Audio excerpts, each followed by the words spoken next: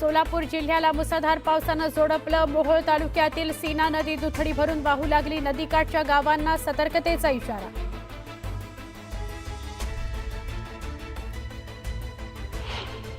भिवंडीत झालेल्या मुसळधार पावसामुळे घरात शिरलं पाणी। अन्नधान्यासह संसार उपयोगी साहित्याचं मोठ्या प्रमाणात नुकसान।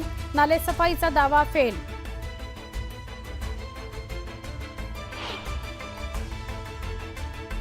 चोपडा नगर परिषदेच्या वतीनं मान्सूनपूर्व नालेसफाईचा दावा करण्यात आला, जो गेला फेल। मुख्य रस्त्यावर गटारीचं पाणी।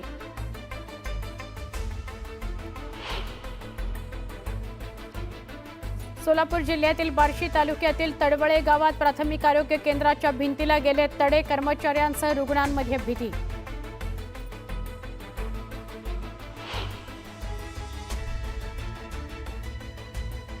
गेल्या 45 वर्षात पहिल्यांदाच मान्सून विदर्भात दाखल। शेतकऱ्यांसह सर्वसामान्यांना सुखद धक्का।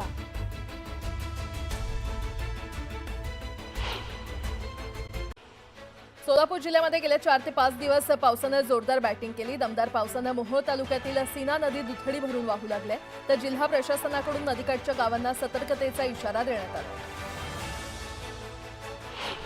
पुण्यात गेले काही दिवस सातत्यानं पाऊस पडतोय, मात्र बुधवारी पावसानं विश्रांती घेतली होती। पुढील 2 दिवस घाट परिसरात मुसळधार पावसाची शक्यता आहे आणि त्यानंतर शुक्रवारपासून हलक्या पावसाचा अंदाज हवामान खात्यानं वर्तवला। भिवंडीत बरसलेल्या मुसळधार पावसामुळे घरात पाणी शिरलंय आणि त्यामुळे अन्नधान्यासह संसार उपयोगी साहित्याचं मोठ्या प्रमाणात नुकसान झालंय। त्यामुळे पुन्हा एकदा पालिकेच्या नालेसफाईचा दावा फोल ठरलाय। बार्शी तालुक्यातील तडवळे गावातील प्राथमिक आरोग्य केंद्राच्या भिंतीला मोठ्या भेगा पडल्यात। मुसळधार पावसामुळे इमारतीला तडा गेल्याचा अंदाज वर्तवण्यात येत असून कर्मचाऱ्यांसह रुग्णांमध्ये देखील भीतीचं वातावरण आहे। अहिल्यानगर जिल्ह्यातील अनेक तालुक्यांमध्ये जोरदार पावसाच्या सरी बरसलेल्या आहेत। कोपरगाव, राहाता आणि अकोले तालुक्यातील धरण पाणलोट क्षेत्रात कोसळणाऱ्या पावसामुळे भंडारदरा, निळवंडे या धरणासह मुळा धरणाच्या पाणी पातळीमध्ये वाढ झाली।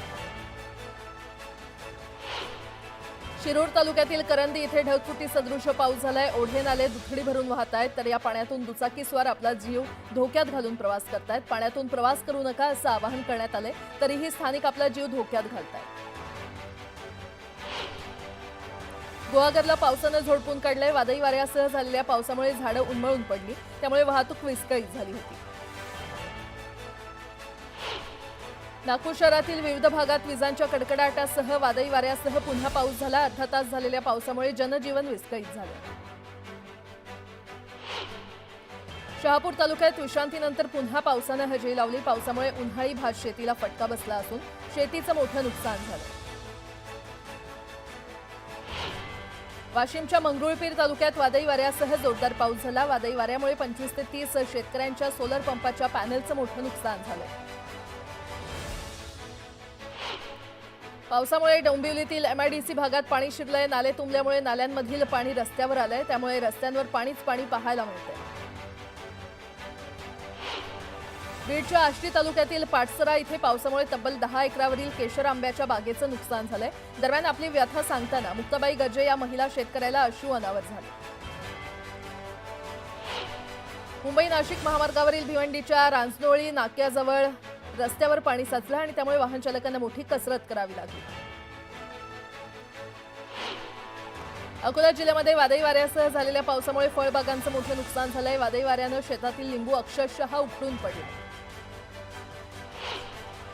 जालन्यामध्ये घनसावंगी तालुक्यामध्ये झालेल्या मुसळधार पावसामुळे नदी नाल्यांना पूर आला। दरम्यान चरण्यासाठी सोडलेले बैल घरी जाण्यासाठी निघाले असता शेतकऱ्यांना पुरातून बैलांना घेऊन जाण्याचा प्रयत्न केला, मात्र बैल पुराच्या पाण्यात उतरायला तयारच झाले नाही।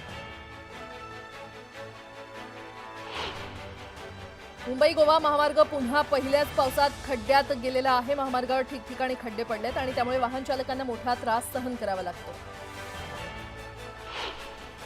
सातारा जिल्ह्यातील माण तालुक्यात पावसाचा जोर पाहायला मिळतोय, तर पळशी येथील बंधाऱ्यावरून चालत निघालेला व्यक्ती पाय घसरून वाहून गेला।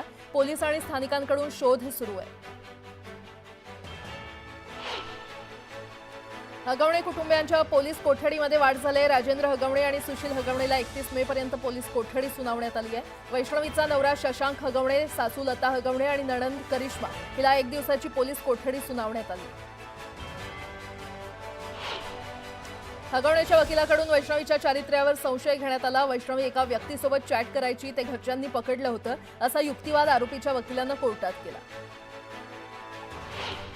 हगवण्याच्या वकिलांचे वैष्णवीवरील आरोप कसपटे कुटुंबानं फेटाळून लावले। चॅटिंगची कोणतीही घटना झाली नाही अशी माहिती वैष्णवीच्या काकांनी दिली आहे। पत्नीला 2-4 कानाखाली मारणं म्हणजे छळ होत नाही, असा अजब युक्तिवाद हगवण्याच्या वकिलांनी कोर्टात केला। वैष्णवी मृत्यू प्रकरणात निलेश चव्हाणवर अन्याय झाल्याचं म्हणत हगवण्याच्या वकिलांनी निलेशला पाठीशी घालण्याचा प्रयत्न केला। केवळ मैत्री खातर वाईट परिस्थितीमध्ये बाळाचा सांभाळ केल्याचा दावा हगवणे यांच्या वकिलांनी केला।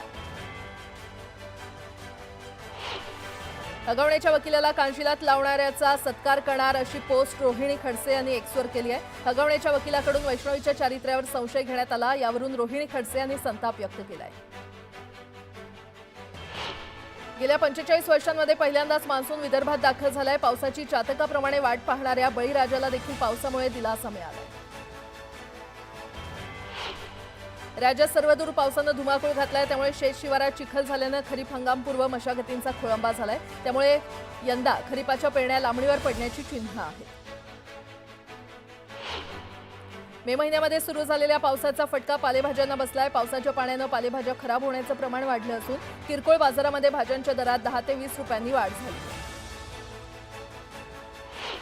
राज्यातील बाजार समित्यांमध्ये गव्हाची आवक काहीशी वाढली असून दर काही ठिकाणी स्थिर तर काही ठिकाणी किरकोळ चढ उतारात दिसून आलेत। बाजारात 11,865 क्विंटल गव्हाची आवक झाली, तर 2,784 रुपये प्रति क्विंटल दर मिळाला।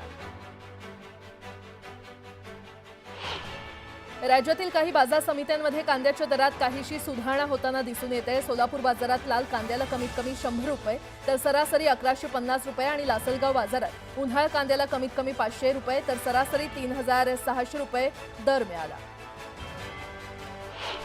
दहिसर भाईंदर उन्नत मार्गाच्या उभारणीसाठी खासगी आणि शासकीय जागेवरील 297 झाडांची कत्तल केली जाणार आहे आणि याबाबतची सूचना महापालिकेकडून प्रसिद्ध करण्यात आली आहे। या प्रकल्पांतर्गत मीरा भाईंदर महानगरपालिका हद्दीमध्ये 3.5 किलोमीटर उन्नत मार्ग तयार करण्यात येणार आहे। भारत सरकारच्या राष्ट्रीय खनिज विकास महामंडळाच्या संचालकपदी साताऱ्याचे भरत पाटील यांची निवड झाली आहे। त्यांनी यशवंतराव चव्हाण यांच्या समाधीस्थळी जाऊन अभिवादन केलं। यावेळी भाजपच्या कार्यकर्त्यांनी त्यांचं जोरदार स्वागत केलं। चोपडा नगर परिषदेच्या वतीनं मान्सूनपूर्व नालेसफाईचा दावा करण्यात आला होता, मात्र पहिल्या पावसातच हा दावा फोल ठरलाय। मुख्य रस्त्यावरच गटारीचं पाणी आल्यानं ये-जा करणाऱ्या नागरिकांना नाहक त्रास सहन करावा लागला।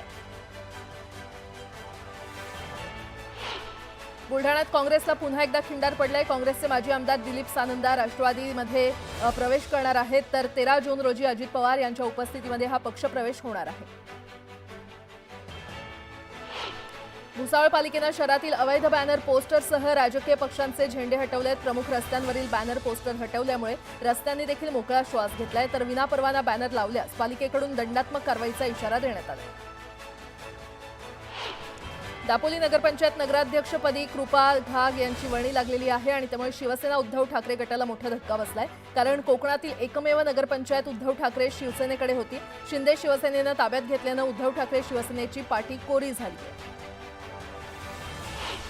इयत्ता 11वीच्या ऑनलाईन प्रवेश प्रक्रियेमध्ये बुधवारपर्यंत पुणे विभागातील 97,173 विद्यार्थ्यांनी नोंदणी केलेली आहे। त्यात पुणे जिल्ह्यातील 60,204 विद्यार्थ्यांचा समावेश असून पहिल्या फेरीचे अर्ज भरण्यासाठी 3 जूनपर्यंतची मुदत देण्यात आली आहे।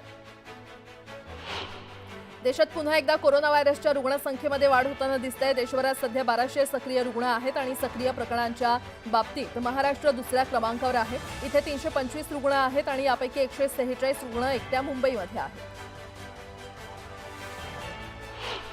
पुण्यात गेल्या काही दिवसांमध्ये कोरोनाबाधित रुग्ण आढळून येत असल्यानं आरोग्य विभागानं नवीन मार्गदर्शक तत्त्व जारी केली आहेत। या नव्या उपचार पद्धतीनुसार उपचारात बदल करण्यात आलेले आहेत आणि रुग्णालयामध्ये भरती झालेल्या कोरोना रुग्णांना 3 ते 5 दिवस रेमडेसिवीर वापरण्याच्या मार्गदर्शक सूचना महापालिकेकडून जारी करण्यात आल्या।